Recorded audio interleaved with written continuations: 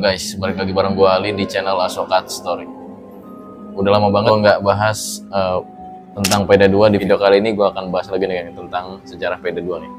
Atau lebih tepatnya negara yang paling hancur lebur part 2 nih, ketika pertempuran Perang Dunia Kedua nih. 1 tahun yang lalu gue udah membahas ya geng, tentang negara yang paling hancur lebur ketika PD2.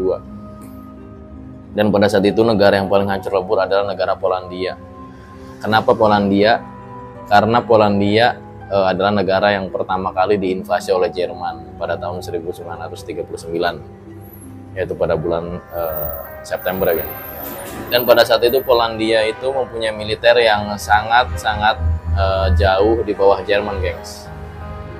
Dari segi alutsista, dari segi jumlah pasukan, pokoknya jauh di bawah Jerman lah ya.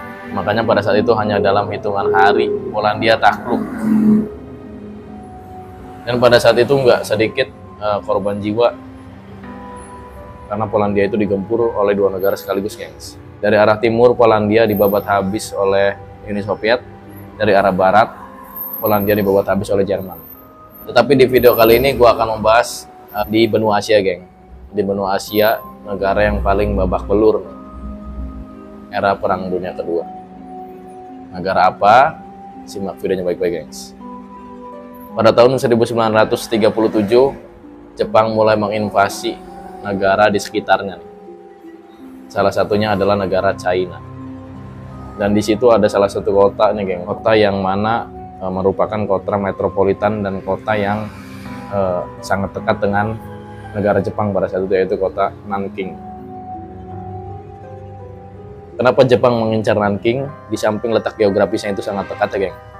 Nanking pun menjadi menjadi basis gitu kan, basis militer, basis ekonomi, dan juga basis politik. Singkat cerita, Jepang pun memasuki kota Nanking, dan di situ banyak kengerian nih, geng. Tidak hanya gedung-gedungnya yang dihancurkan, tetapi mental dan juga moral pasukan dan juga warga sipil dihancurkan oleh pasukan Jepang. Dan lu tahu pada saat itu Jenderal Jepang bilang apa kepada para bawahannya?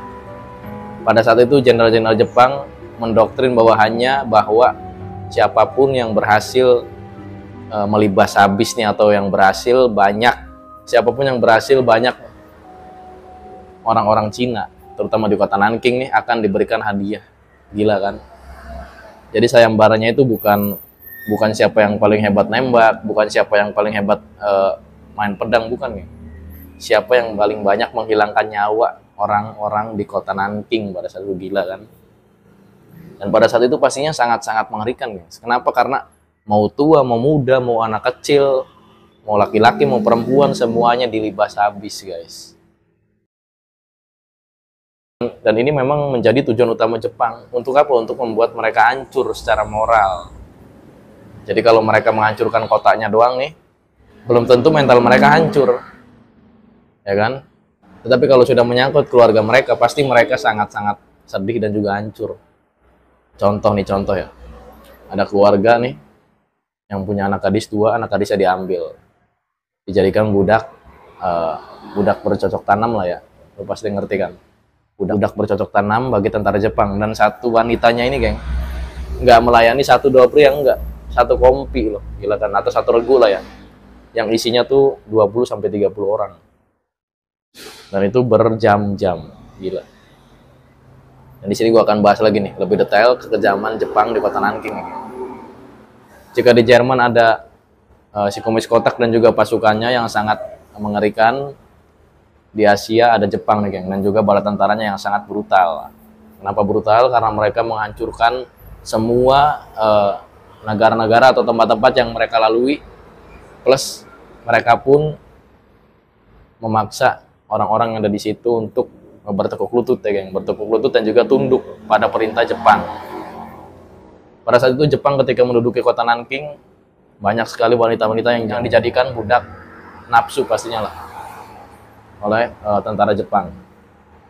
Dan di sini mereka nggak segan-segan, geng, untuk menghabisi, untuk menghilangkan nyawa gadis-gadis yang nggak mau menuruti kemauan tentara Jepang, kemauan birahinya. Di sini yang dimaksud kemauan adalah kemauan birahinya. Jadi ketika mereka datang nih, biasanya jenderalnya dulu nih.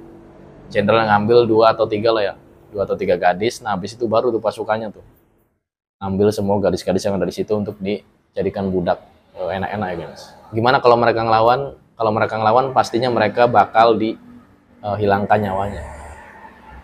Bahkan mereka yang nggak ngelawan pun nih, yang udah nggak berdaya nih, karena mereka udah merasa sangat capek dan juga sangat lelah setelah melayani puluhan pria. Pastinya di sini mereka nggak punya tenaga, dan biasanya kalau udah kayak gitu nih, mereka itu udah kayak barang nggak kepake, gengs. Dan kalau udah kayak gini, kebanyakan mereka dihilangkan nyawanya pastinya. Dan di antara mereka yang mau, apakah bakal hidup enak? Enggak juga.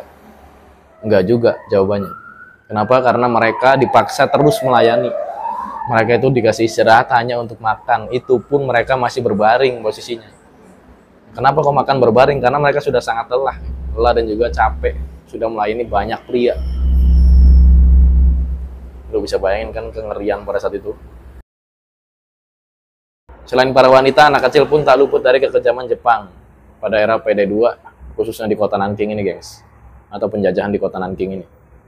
Pada saat itu, banyak sekali anak kecil yang dibuang dari atas gedung atau ditembak.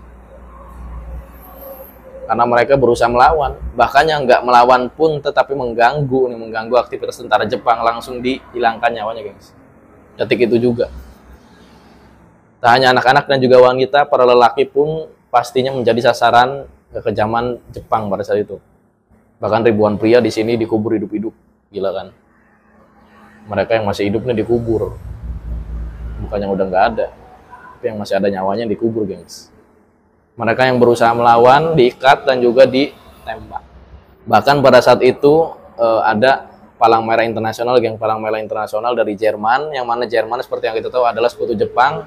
Dan pada saat itu Jerman itu meminta beberapa warganya yang bekerja atau yang menjadi pekerja lah ya, kayaknya. Pada saat itu Jerman meminta beberapa pekerjanya untuk diselamatkan gitu kan, dari cengkraman Jepang, tapi nggak dihiraukan, guys. Padahal mereka sekutu, tapi tetap aja nggak dihiraukan. Kenapa? Karena jenderal-jenderal Jepang nggak percaya gitu aja lah. Walaupun mereka sudah tanda tangan sebagai sekutu di perjanjian triparti. Itu adalah sekelumit ya, geng, sekelumit kisah kekejaman Jepang di kota Nanking, yang mana mereka sudah memporak-porandakan dan sudah membuat hancur lebur negara China, khususnya di kota Nanking ya, geng. Terima kasih buat kalian sudah menyaksikan video gue ini tentang negara yang paling babak belur ketika era PD2 nih, geng. Buat lo yang ingin menambahkan, silahkan tambahkan di kolom komentar di bawah. Dan buat lo yang suka dengan video gue, pasti udah klik tombol subscribe dan logo bell dari samping gue. Kita ketemu di video berikutnya. Terima kasih.